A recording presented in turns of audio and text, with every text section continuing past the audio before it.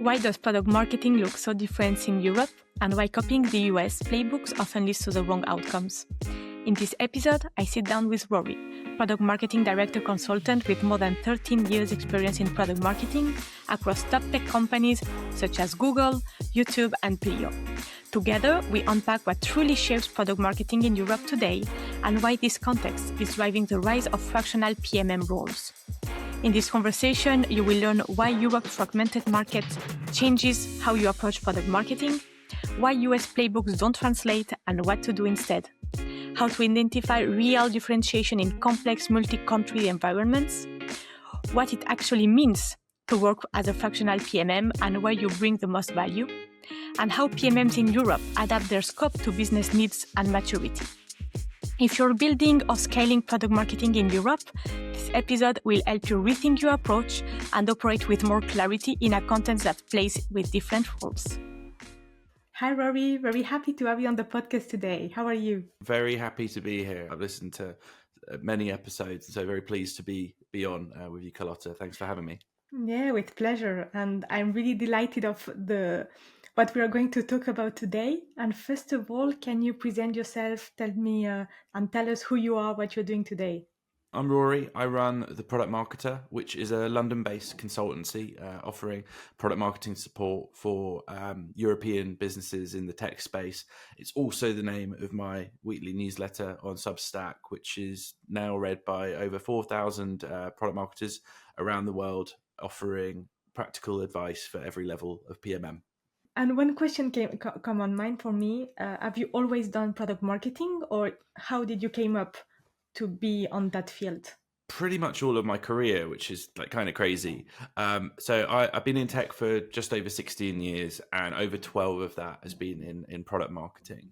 And so it would have been around like 2013 that I got into product marketing. Didn't know what it was, and so basically it was a job at Google.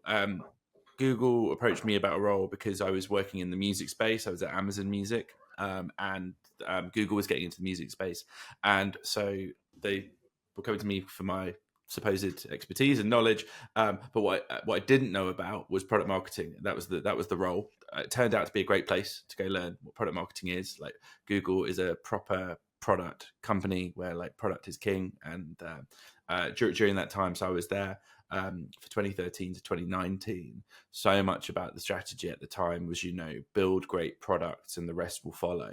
So being a product marketer there was incredibly fortunate. So fell into it in the best kind of way. And when I left Google and YouTube across the two for 6 years, and when I left, I realized that product marketing was this really valuable thing that I hadn't quite kind of understood inside the massive company of Google. So speaking to businesses, especially in Europe, because I've only worked at European companies since then, realizing like, okay, everyone wants it. There's not a lot of it, especially back in 2019. There wasn't, it was really early days.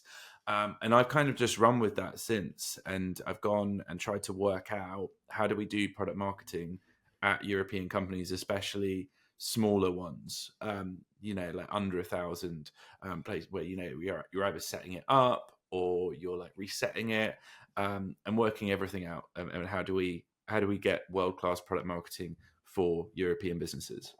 And this is one of the topics that we are talking today, because the first time we met, you said to me, like, tech in Europe is not the same than in the US. And we are kind of trying to be the same as what is going in the US, and PMM too, because we see what is going on the Silicon Valley and top companies, as you said, Google, Tesla, much more. So from your point of view and what you see today in the European companies that you've been working on, what do people misunderstand the most about the European tech context and how it impacts really the product marketing role?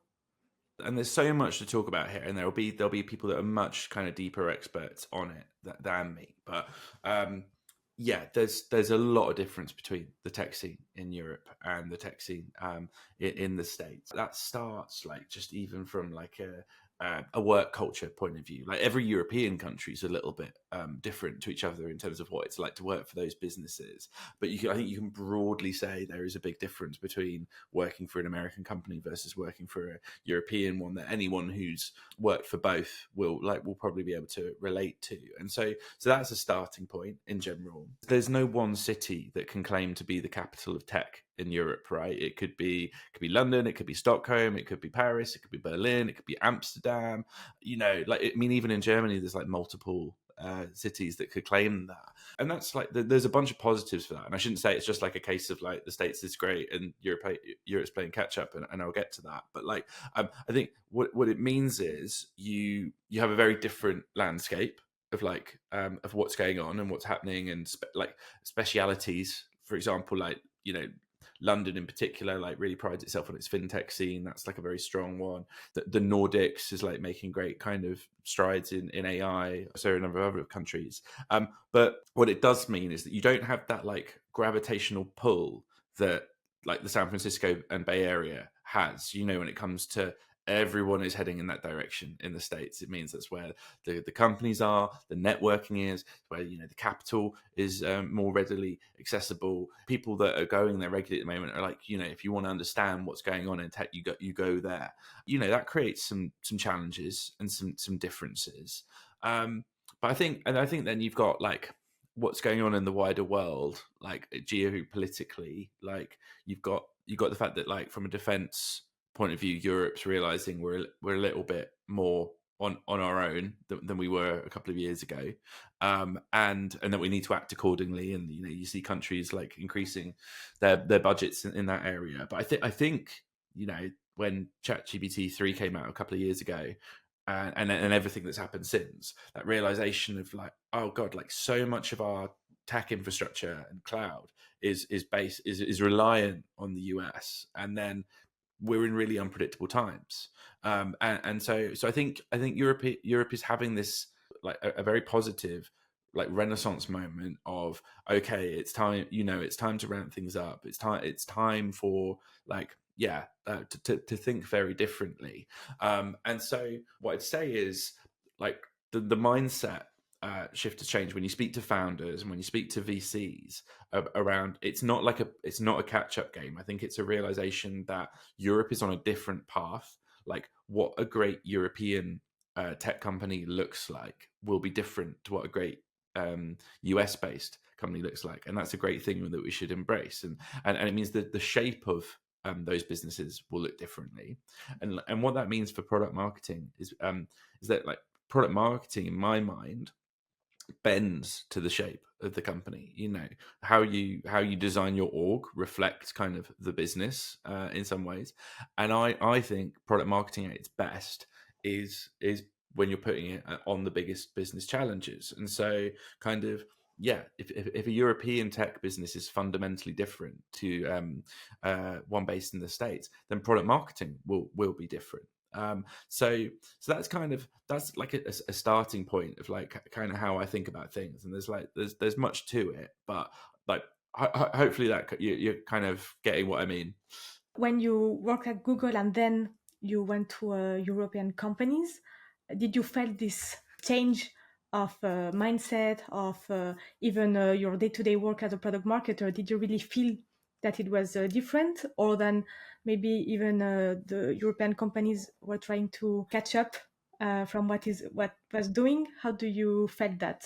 I think like that definitely from a product marketing point of view, like this still is like somewhat true in 2025 going into 2026, but it was crazy like in 2019, for example, of you'll say you're you do product marketing, and you're very likely in Europe to be kind of met with a blank face or a confused face, or someone who thinks they've got a really good idea of what it is and it's totally different to what you were thinking it's going to be.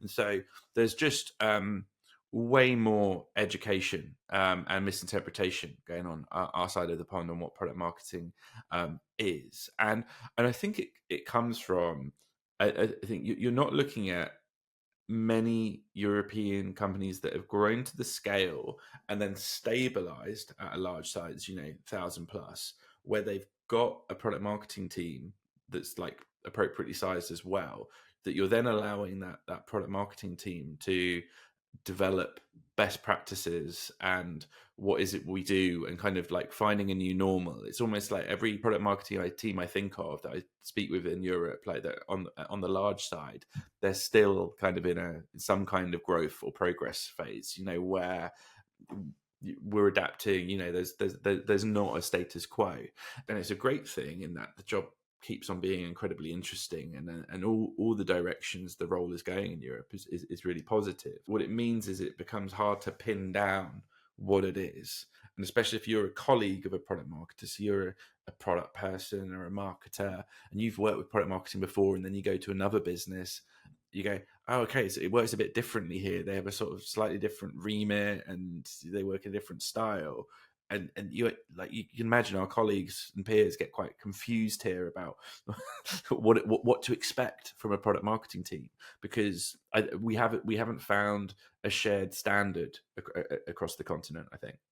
I think what it makes it so complicated is that all the time that you go to a new team or to a new company, you had to explain again what is the scope, and to adapt it as well, because as you said, it's not the same challenges, takes, and so it makes it more difficult to understand for the teammates, but also for ourselves to say, okay, as a PMM, what's my scope, and where the role stops, and when can I expand more, maybe based on my what I know of what I'm good at and what is lacking on a specific company. I think there are knock-on consequences as well from other teams going through the same thing, in that like a company might not be investing in user research as well in Europe. Like that might not be an established team, or it might be that like product management is upskilling, is in the process of upskilling, and that product marketing is having to like fill gaps that at certain companies. And but then on the flip side, there are other European companies that are incredibly strong on those fronts, and so product marketing doesn't need to lean into those areas. So you do have to sort of move like water, as a product marketer, fill the gaps where you're most valuable, and make a judgment call whether you're like a head of product marketing or the first, the founder PMM, which is now kind of more of a phrase.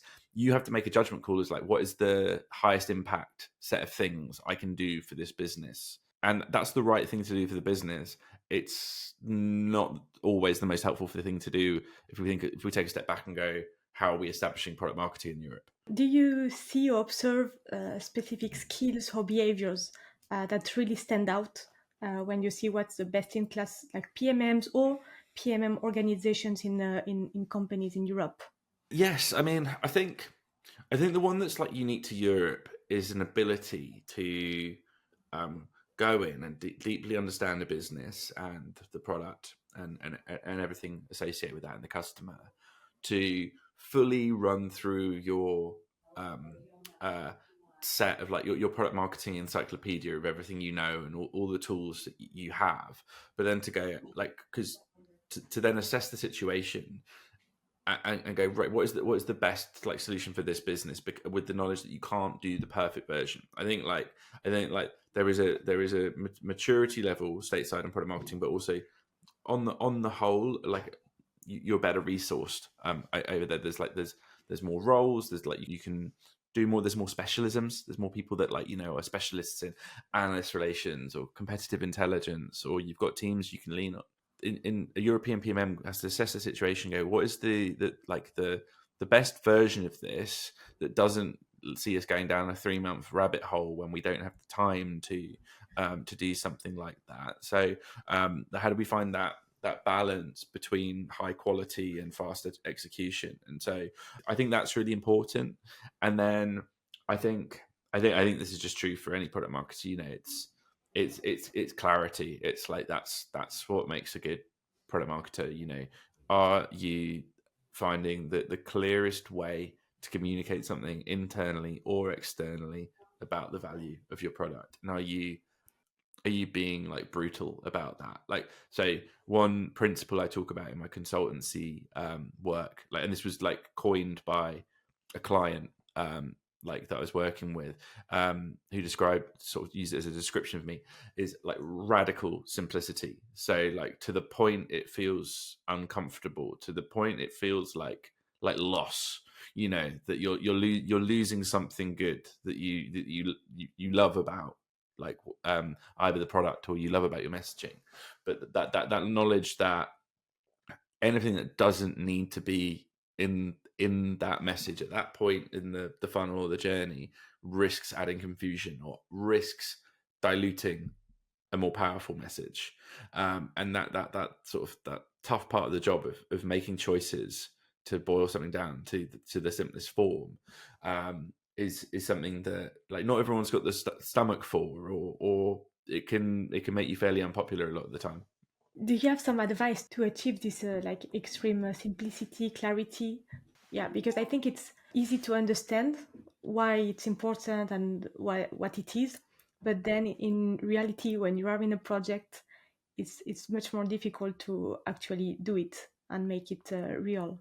I don't know if I've got like any, because I'm a bit of a like PMM is quite like famous for its like frameworks and stuff, isn't it? And like, you know, here's a framework for this. Whereas I'm sort of a non-framework product marketer, because I guess it comes down to my belief that, you know, every business is different. So like I've got like kind of loose ideas in my head when I approach a new project, but like a new client. But like, you know, let's do it right for that business and do the right treatment for them. I have a few like guiding principles. It's like a quote from the US president, like Ronald Reagan, of like, if you're explaining, you're losing. And I default to that one quite a bit, of like that, how, like, you know, if you're finding yourself even remotely explaining the product in kind of that messaging that shouldn't, you know, obviously like there's a how it works section of your website, or there's your explainer videos and so on. That's different. But if that's creeping into your high level messaging like that, I think that's one thing I try and err away from.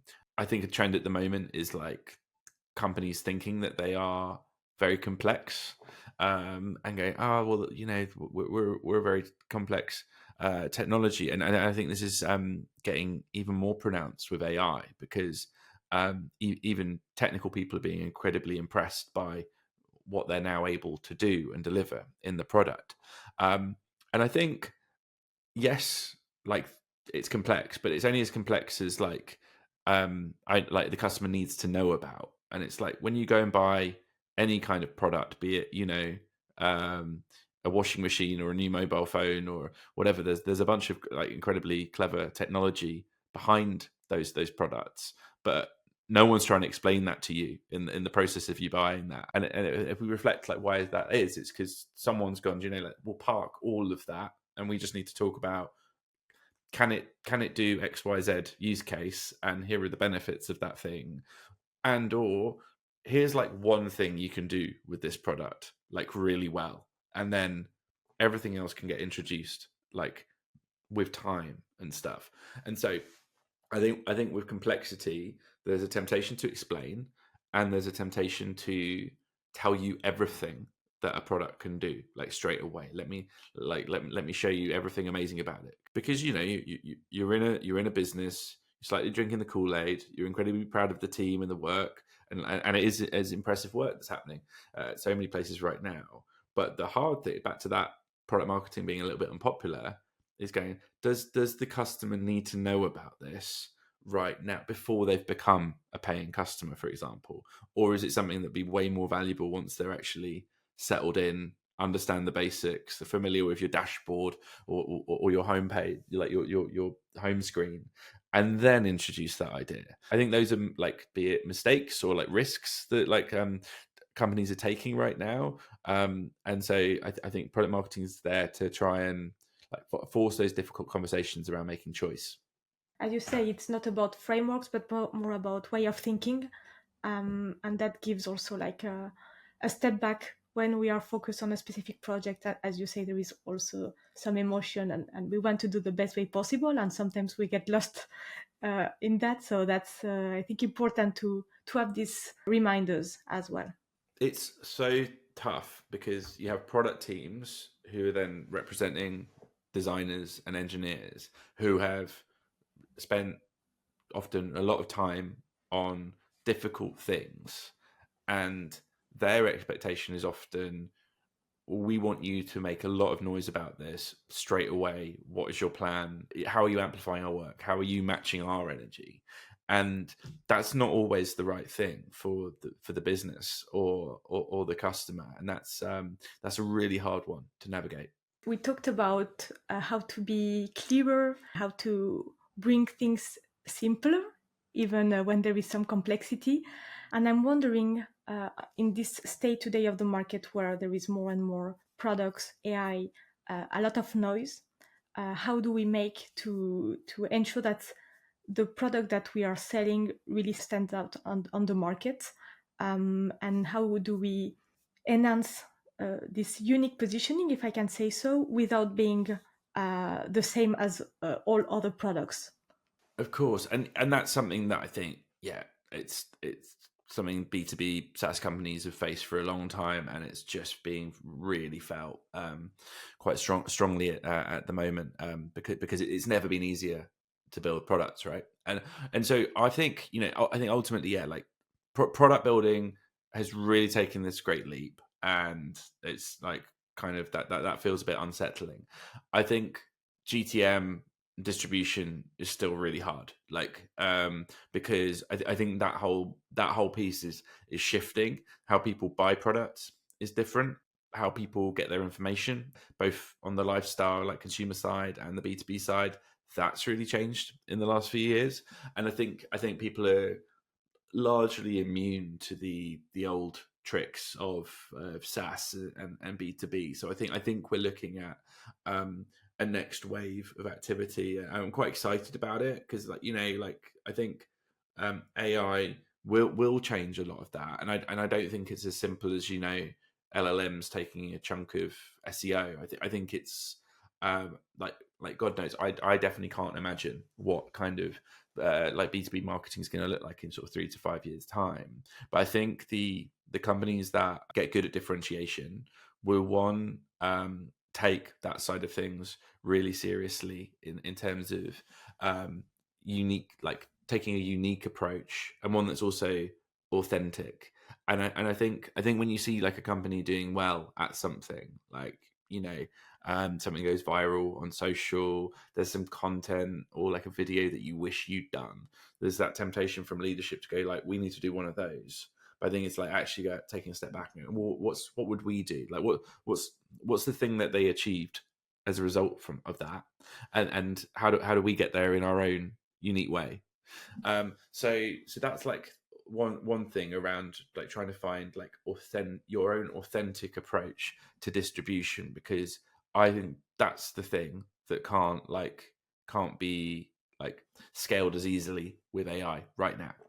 I think then product marketing, again, I think it becomes back to having opinions and decisions and focus on those real sweet spots of that, who you're for in these like very like large, when you've got a product that could solve for many different industries or personas, having opinions about, okay, who do we absolutely want to win? Like who do you want to say, like, if you're this kind of person or do this kind of job, we are a no-brainer for you. And then also like back to that being either like for a certain job to be done or the best at something, because I think like it's a really diluted and like kind of boring and underwhelming message when you're trying to land, we're cheaper, we're faster, we're better, we're stronger, we're the whole Daft Punk song, like like the basically if you're trying to like list all the ways that you're like stronger, it stops losing all meaning, and it's either sounds a bit too good to be true or nothing lands. And so a competitor that has a very kind of targeted message can then win through just obsessing over the right audience with the right thing for them, and then just owning that part and that becoming quite defensible. I see what you mean, and also what I like is that I think that we, being close to products and seeing all what is happening, we saw the differentiation a lot from the product prism, like how do my product is different, is as specific features that the other companies does not have. And sometimes we forget that differentiation is also about, as you said, the distribution, the brand uniqueness, and how do we make create empathy and create like people and customers willing to use a product because of the brand and the feeling that it gives more than the product itself, which is important, but not only. Well, I think that's exactly it. And like, there are absolutely no moats you can build when it comes to product features. I think there are moats that you can kind of build like based on the infrastructure that your CTO engineering team have decided to like build your tech around, that become quite a strong like long term strategic play. That's really hard to communicate via product marketing. I think the other like product focused like moat you can build and differentiation is like the UX, the UI, because the bar is still pretty low when it comes to software experience in B2B. Like, you know, there's always exceptions, but if you think about it compared to how it feels to use Spotify or something, you know, there's a long way to go.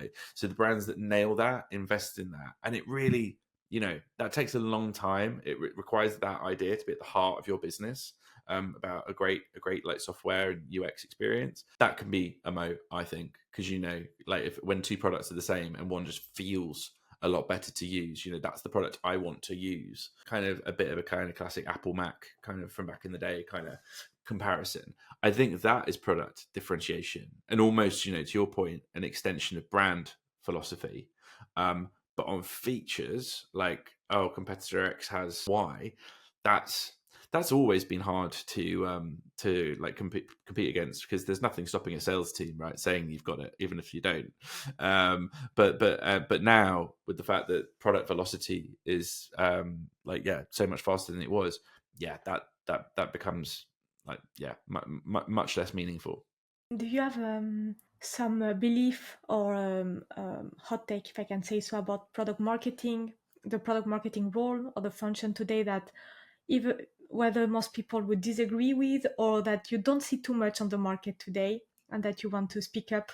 There's one that I'd recommend like reading. Just I won't go into it again because it's but you know, a couple of weeks ago I threw out the like, what is GTM conversation, and product marketing talks about owning GTM, but actually there are entire teams called GTM teams, and we have no involvement in those, or like, you know, we work with them, but we're definitely not in them. And that's quite a spiky topic, because I think yeah, like I think product marketing almost needs to sort of take a step back from GTM and accept we don't own that, and move away from that rhetoric. So I definitely recommend like anyone who's interested in that topic having a read of that post.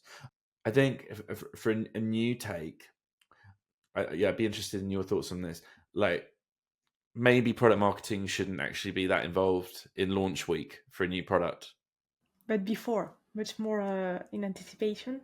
Before, to some degree, but actually like increasingly less so, in that I think what I'd like to see is product marketing not acting as the project manager for a product launch. Like, as in, I think the role of the product marketer should be to be part of the team that conceives a new product idea, and maybe, you know, the product marketer's gone and found the insights and made the recommendation about what we should build. That's like an amazing case, but it doesn't have to be, that doesn't have to be formalized, because I think great ideas should come from anywhere. I think product management, design, and engineering have, and user research all have equal claim and right to be coming and going, I think we should be doing this and putting this on our roadmap.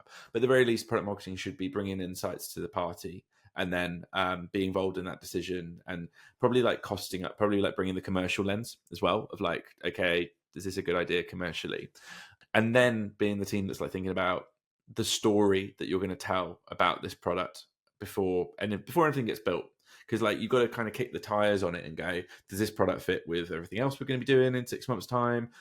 Is this a story that's actually going to, you know, a customer's going to care about this? Doing that, all that evaluation and validation, and then, you know, you're leaning back a bit, but you're keeping in sync with the product team as it develops, and if things are going off course, leaning in there. And then I think as you approach your product launch, you're getting involved on the positioning and the naming.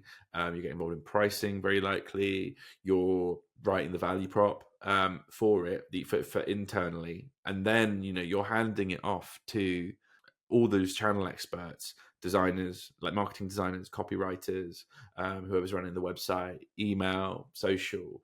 You're giving them that core steer, and then letting them be the experts at what they do. But I think importantly, I think a trend hopefully is that you're going to see more project management or more of integrated marketing taking on that, like running the campaign, because I don't think, as we look at the sort of the trends of like what makes what product marketing is going to be on the hook for, I don't think that plays well to a PMM's like future skill set. And I think it just adds a lot of noise to the role when that you could be doing something much more effective with your time, and then there's someone else who is a very like skilled project manager and coordinator and communicator on that front, running that part.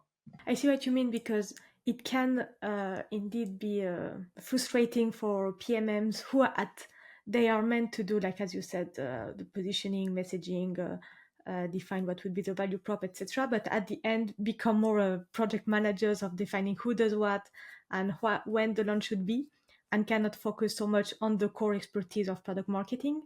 And so I think this is the moment when it's complicated also to understand the role in the teams, and not being I'm just a project manager and defining what are the milestones and defining who does what, but I am indeed creating value and creating the specific assets that will be used then for the marketing experts. The trouble is, you'll be at some companies where you'll try telling that to the CMO or the founder, and they'll say, well, what the hell do you mean? That's what I hired you for, to come run my launches. That's a whole conversation, to have. And, some PMMs get a lot of their energy from that and like kind of want that dual role. But what I'd say is, I think if you're in that scenario, which a lot of like founding PMMs find themselves in, I think now it's like viewing the AI products as that supporting team of channel experts to so that you're not spending all your time on writing the emails and writing the web copy and all of that. At least you've got a sparring partner with that to do the V1, and then you're kind of getting over the line. But I think what that does do is like frees up a lot of time for PMMs in a good way.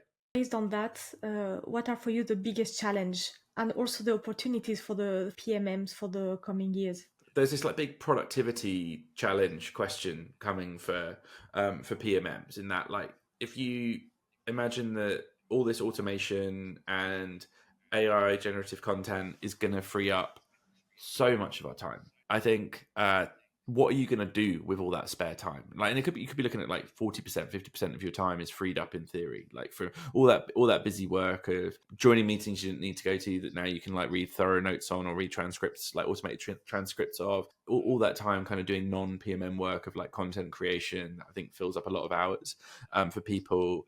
All that time you spend like crafting very diplomatic, nuanced internal comms to not upset anyone and manage stakeholders in the right way. That's all so much easier now to do. And then what are you gonna do with that free time? Because PMMs that I speak to, like one of the biggest frustrations is like, if I could only have a bit more time, I would go reset the positioning on the whole like core company product, or I could have been involved in that new product discovery, that we were like going into a new vertical or a new market, and I could have like got more hands-on in the strategy there. And I think, we're at this kind of crossroads where some PMMs are going to go, great, I've got 30, 40, 50% of my time back. I'm going to start doing that kind of work, showing people what good upstream strategic product marketing can look like. I think others, because you're in the hamster wheel and you're in that mindset, you'll find other work that's like busy, and you'll find another fire to jump on, basically. And I don't think you should. I think you should really fight that temptation and go show that impact, because it's what the person who hired you wants you to do, really. Like when you're thinking about, I think it's like the biggest risk for a product marketer's like career, like performance reviews, is doing non-product marketing work.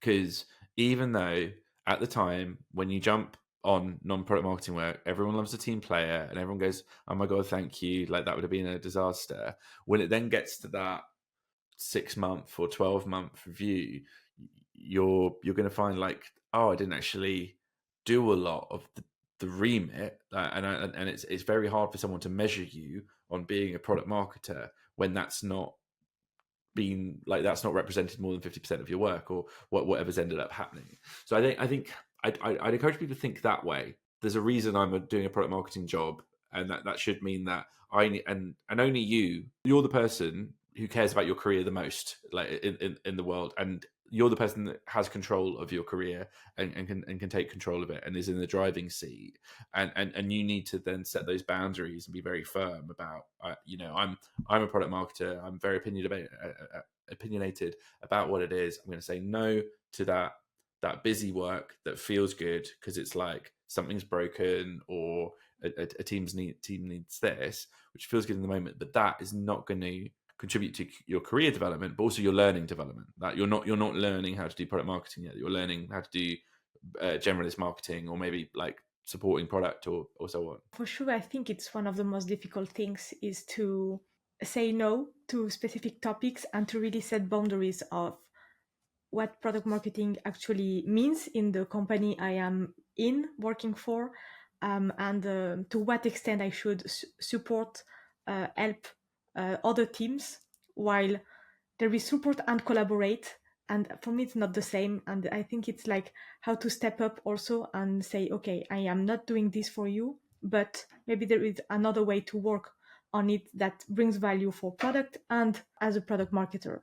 And it's this shift of mindset and understanding what it underlies below all that can add added value and also make more credible the product marketer, because we really are clear about what the role, what the value we bring in, and where we are the most impactful. And we know that, and I think it's important to share it and to say when there is no impact or low impact if I do it as a PMM versus another team that should be more reliable on that. I also wanted to have some of your insights on your job today as a consultant, because as you said at the beginning, you started at Google and in companies, and you decided to shift towards more fractional work and consultant. Can you tell us more about why did you make this choice, and what was the most surprising when you started your consultancy?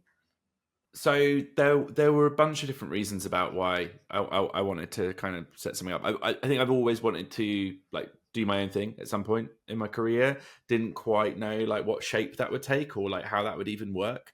And then I think from speaking with enough companies, realizing like, there's a bunch of businesses out there that I would love to work for or with that all have a product marketing need, especially on the small and medium size, probably can't justify or don't need a full-time senior director in-house, but do have a very pronounced product marketing problem. Like as in, we feel like we don't understand our customer anymore, or we've never done positioning, or the messaging and differentiation across the business is so inconsistent that everyone's just telling their own story. So that was the theory going in, that there would be lots of businesses with that. And it's kind of played out. And I've got to say, it's so much fun. We've talked quite a bit about setting boundaries in this conversation, and you really can as a consultant, and for the success of the project. I've come in to do this big thing for you. Like I'll tend to come in for like a 3 to 6 month project, and it will be a big reset that has almost always company-wide implications that the CEO will need to sign off. A lot of the time happens is someone will message you saying, hey, I hear you've just joined your product marketing. Here's like 10 like bits of collateral, can you tidy these up? And you sort of have to politely say, well, sorry, no, that's that's not part of the project scope, and my stakeholder would probably be quite confused and frustrated if I started like getting involved in that. But like an indirect consequence that I maybe didn't plan for, but that I've ended up really enjoying, is you end up like one by one showing these clients what product marketing can be at their business. And a lot of the time you're dealing with companies that have never had it, or they've had it and it's not worked out super well, and they felt a little burned or a bit cynical about the impact of product marketing. And I come in, and what I try and do is bring that clarity, bring that radical simplicity to these business on, okay, have we got a clear answer who your customer is, what your product is, what we actually call it, what is it, like what's the value it brings, what is the differentiation, how do we turn that into like a powerful message that isn't diluted, and then I'll deliver collateral for them, be it, either we'll work on a new website or new sales collateral or something. They're getting to see that product marketing can be much more strategic than maybe they were aware, but then also they're having their assumptions challenged on the consultancy side as well, because I'm not, a lot of consultancies just turn up and go, hey, you should like go launch in LATAM, and then wander off and don't help you at all. But actually, a consultant coming in and then also delivering the recommendations for them. So I love that. I mean, it's part of the way I work. Like I almost always try and like lock in buy-in from the founders or the CEO, at least like key members of C-suite. And I find that makes the project's like way more effective. It's more enjoyable for me, but it also means like, okay, the product's actually gonna land. We're gonna roll it out across the business. People are gonna listen, because I think sometimes good product marketing can happen in silo, and then no one ever hears it, sees it, and it's the rollout that doesn't happen. So that's I've shifted. I've sort of done a mix. I've done some fractional product marketing consultancy work. I've shifted more to like the value based or like the project based version, where there is a big outcome that we're trying to achieve. And for me, I love that. It's a really nice way to work, and has a natural endpoint, like that you can feel quite satisfied with. But I think fractional is also really in demand and like very, very needed right now. And I think that also this is a good market for general freelance PMMs who are more looking for like one-off pieces, or and I'm very happy to chat with anyone in Europe who's thinking about making that move. This is another one of those things, to go full circle, where consultancy for PMM is quite established in the States, but again, very early days in Europe. And again, I chat to quite a few potential clients who are like, what on earth would product marketing consultancy look like? How is it going to work? And so you have to kind of walk them through it and be quite confident in how you're going to deliver that. Is there any flip side on the main challenges that you might have as a consultant or fractional that you didn't have you don't have when you are in-house? A lot of the last like 5+ years, I've been in leadership roles, and that's pretty different. You're guiding teams to you're trying to unlock great work from great talent, and then also doing all the air cover and upwards management, and trying to keep the chief product officer away from the team, or whatever it is, like whatever or probably a head of sales, keeping them away, like that sort of thing, but less of maybe the practical work. And so for me, I'm enjoying like going back to like the hands-on like deep thinking product marketing work. I'd say I think like it's it's a bit of a sort of new world for me, that like I've sort of establishing myself in. And I think for the time being, I'm on my own. I run it myself, and I think one of my favorite bits of being a PMM was the collaborative nature of it, of like working with other product marketers who get a kick out of product marketing as much as I do, and so maybe that's something I miss. And maybe like if things keep going well, I'll maybe look to have a couple of other people join the product marketer so I can have a bit more fun with it. Let's see how it goes. Exactly. Let's take it as it comes. Like for right now, it's like I think my experiences in product marketing, I'm less experienced as a consultant, and so that's like kind of the fun working out bit for me, is like, okay, how do we make the consulting model work for, again, European tech businesses? How do we find a repeatable system that leaves happy customers? And then once I feel good that is very repeatable, I think then you can look at scale. Yeah, exactly. Step by step, and not trying to anticipate too much as well. since the market is also changing a lot, and it's having an idea of where we want to go, but staying in the present and do first what we need to do to go to the direction that we would like. These are very unpredictable times we live in, and one of my sort of themes at the moment is I think there's less value in long-term thinking, as you say. Thank you very much, Rory, for your time. It was a great pleasure to speak with you and to get a better understanding on what's product marketing in Europe and the specificities and the big opportunities also that we have. That product marketing is still not new, I would say, but there are so much to do yet. And I think it's also one of the strengths of the function is that it's not yet too much defined, so that there is opportunities to make it the way we want and to really enjoy it. Absolutely, couldn't have said it better. And thanks for having me on. Have a good day, bye. See ya. Merci d'avoir écouté cet épisode jusqu'au bout. Si l'épisode t'a plu, n'hésite pas à le partager sur LinkedIn en me taguant. Tu peux aussi me soutenir en laissant un avis 5 étoiles sur Apple Podcast et me laisser un commentaire. Ton aide est précieuse pour m'aider à faire connaître Product Marketing Stories et aussi m'encourager à créer davantage de contenu. Alors merci